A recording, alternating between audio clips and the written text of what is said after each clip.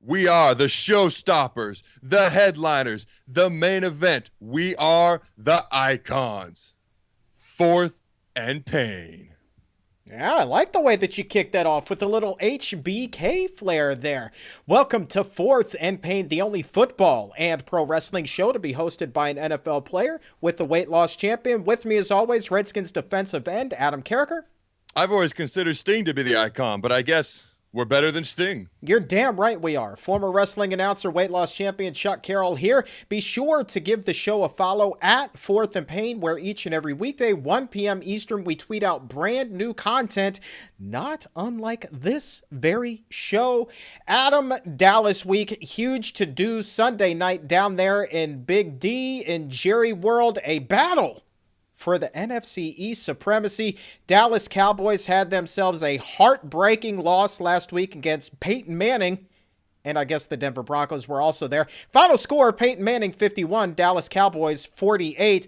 Let's talk about the Redskins Cowboys game a little bit, and then we'll circle back with the second half of the segment, get an update about you, see how your rehab is coming along, and I know that there are some very exciting things, so you're definitely going to want to stay tuned for that. But we start with the Cowboys game.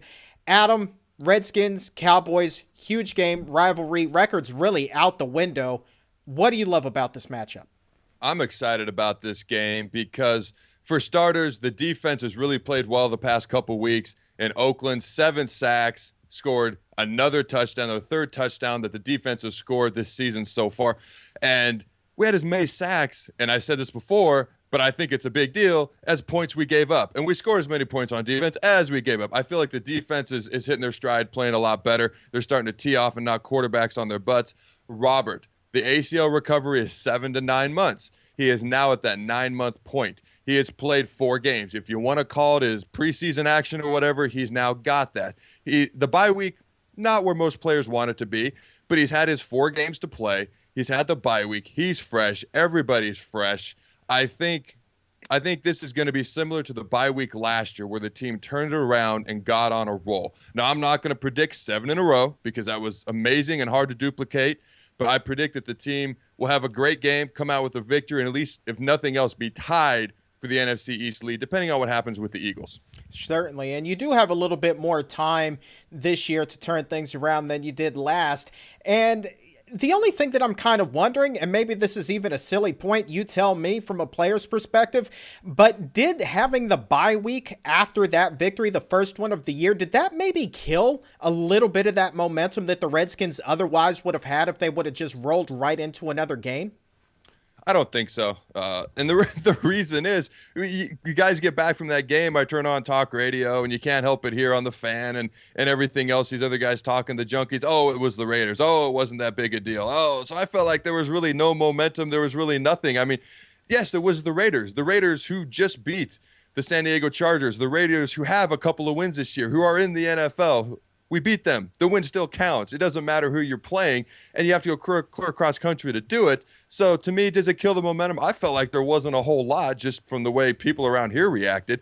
So hopefully the momentum gets going this week and then keeps on going. Yeah, and that's something that the players had been echoing even after that game. You talk to guys like D'Angelo Hall, and even we had Ryan Kerrigan on the show before he left for the bye, and they said, you know what? It is just one win. We're going to taper our enthusiasm. We got to press on. We got to focus on Dallas now, and that's exactly what the Redskins did this week. Huge matchup Sunday night down there, Big D. You're listening to Fourth and Pain with Redskins defensive end Adam Carriker, me, the weight loss champion, Chuck Carroll. Let's give our Fourth and Pain 4 keys to the game, Adam. We're going to start with you. I think the biggest thing, and I've said this before, but I'm going to say it again, quarterbacks, they don't throw very well when they're on their backside. They can't throw very straight when they're looking up at the sky, the clear blue, pretty little sky. So Ryan Kerrigan has 5 sacks, leading the NFC in sacks. Our team, the Washington Redskins, has 15 total sacks, number 1 in the NFC. Rakpo has 3, Cofield has 2. Keep knocking quarterbacks on their backsides. Keep getting pressure. Keep doing that because that's one thing we've been very good at all year. And one way, here's my first key, one way to kind of keep the defenses off balance is to keep the game mixed up. Alfred Morris coming back after the bye, suffered the bruised ribs out in Oakland, now says he's feeling pretty good, should be ready to go Sunday down there in Dallas. So I say get him involved in the ground game. Do not be shy about giving Alfred the ball. Before he got injured out in Oakland, remember, he showed the Alfred Morris of his rookie season. And if you look at his yards per attempt so far this year, they're close to on par with what he did as a rookie. Get Alfred Morris involved in that ground game. That's going to open things up for Robert Griffin III to throw the ball. Don't forget about my Nebraska buddy who looked good out in Oakland, Roy Halou. He's starting to get in the flow of things as well. So keep running that football. My number two tip, our third overall tip, no more block punts. We had a couple last year. We had one in Oakland. Just protect the punter. Your turn. Yeah, you know what? And we're going to take things home. The final tip, two guys that you need to account for. Des Bryant, Jason Witten. Those are Tony Romo's guys. They account for 29 and 28 catches this year, respectively. Those are the two receivers that you need to shut down for Dallas. A little bit more difficult for Redskins to do with Witten being at the tight end position, perhaps, but you shut those two guys down, and the Redskins are going to be in much better shape to walk away with a victory down there at AT&T Gigando Stadium, hosted by the most greedy owner in all the NFL, a.k.a. Jerry Jones. So, Adam, that is the Dallas Cowboys preview I got in my shot. Let's turn our attentions here on Fourth and Pain to you in particular there. How are things coming along with your rehab? You're on the PUP list. You have, I believe, until week 14 to make it all the way back. How are things going out there at Redskins Park with your rehab? Well, I want to start by reiterating the new PUP rules are going to help me out a lot. I have until week 11 to start practicing, week 14 to start playing. So I feel like that gives me a decent shot to be able to play this year. And the past couple of days of rehab have been really good. I've been able to range my knee farther than it's ever been. I've been able to actively get it farther than it's ever been. I've started running. I've been running on the underwater treadmill. I've been running on the anti-gravity treadmill, also known as the Alter G, but you don't run at your full body weight when you're doing that. I've been running on my full body weight like normal on a treadmill for about a week and a half now.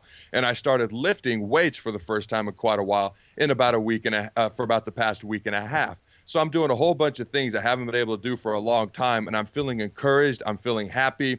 My trainer says I'm ahead of where he expected me to be. He wouldn't really clarify where he expected me to be, but at least the fact that I'm doing good and he's happy with the progress has me feeling good about things at the moment. And talk to me a little bit about this Alter G machine. I'm curious, just being the layman guy that I am, this Alter G, you call it zero gravity. How exactly does that work? Are you kind of in a bubble when you do this? Is there a big fan underneath of you? What's going on there? Yes, it's like Willy Wonka. It's going to blow me up here. So it's just this treadmill, and then it's kind of, I don't know how to describe it. It's not going to be very scientific. Basically, there's this big plastic thing. You step inside of it. You step on top of the treadmill. You pull it up, and so it zips around your waist, so it's airtight.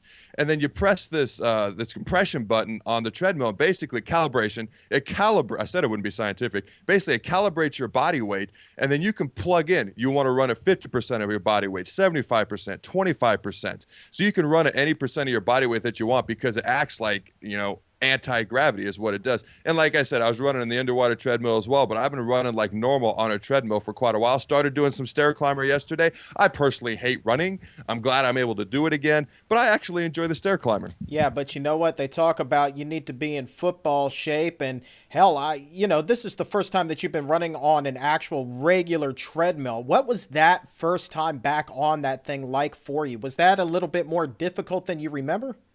Yeah, I've actually been running for, I don't know, maybe 4, 5, 6 weeks, but the first time actually normal running on a treadmill, it was different. With the water, you got the water helping you and things of that nature. And the Alter G, you're strapped in, so it kind of supports you a little bit as well as taking the gravity away. Running on a treadmill, it's just you and it's just your leg. And it takes me a while to get warmed up, but actually what's interesting is the faster I go, the easier it is for me.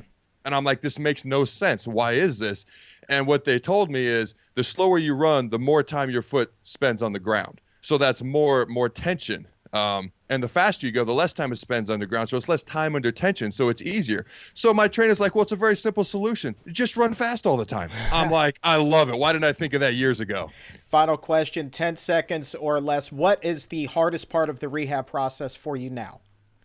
The hardest part right now is knowing that I'm so close to playing, not knowing I'm driven. It's not a matter of if, it's a matter of when. It's not knowing that when is going to be that I'm going to step on the field. It's going to happen at some point.